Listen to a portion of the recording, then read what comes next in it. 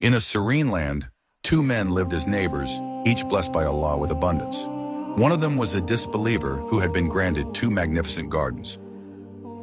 These gardens, adorned with lush grapevines, encircled by stately date palms and filled with fertile green fields, thrived under the streams of water flowing freely within them. His wealth multiplied and his heart swelled with pride. The other man, a devout believer, lived modestly and spent what he had in the way of Allah, trusting in Him alone. One day, the disbeliever, basking in the splendor of his gardens, invited the believer to see his property. With arrogance, he declared, "I am wealthier than you and have stronger support in men." Filled with pride, he entered his gardens, confident in their permanence. "I do not think these will ever perish," he said, his heart darkened with disbelief. Then he added, "And I doubt the hour of judgment will ever come. But even if I am returned to my Lord, I will surely find something better than this." The believer, though humble in means, spoke with wisdom and faith. "Do you disbelieve in the one who created you from dust, then a drop of fluid, and fashioned you into a man?" he asked. "As for me, I believe in Allah, my Lord, and I will never associate anyone with Him." He reminded his arrogant companion that it was Allah's will and power that gave life to the gardens. "It would have been better if you said, when you entered your garden, 'This is what Allah has willed.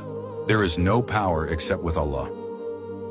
If you see me as less in wealth and children, perhaps my Lord will grant me better than your gardens and send destruction upon yours, leaving it barren and lifeless." The disbeliever scoffed, dismissing the believer's warnings. But one day a calamity struck. The skies turned ominous and a fierce storm swept through the gardens. All the disbelievers' crops, vines, and palms were destroyed. The streams dried up and the once thriving paradise became a wasteland. The man, now bereft of his wealth, stood in despair, clapping his hands in regret and saying, "Would that I had not ascribed partners to my Lord?" No one came to his aid, for he had neither companions nor strength to save him from Allah's decree. His wealth, which he believed to be his eternal security, vanished in an instant, leaving him helpless. He realized too late that his pride and reliance on worldly possessions had blinded him to the truth. The story concludes with a divine reminder. Ultimate authority and protection belong to Allah alone. He is the source of all blessings and the best reward for those who put their trust in Him. The believer, though less fortunate in worldly terms, proved to be richer in faith and wisdom. His reliance on Allah earned him eternal favor, while the disbeliever's arrogance led to his ruin. This tale teaches timeless lessons.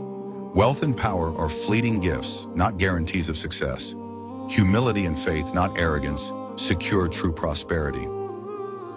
It reminds us to recognize Allah's blessings, utter words of gratitude, and never place trust in worldly possessions.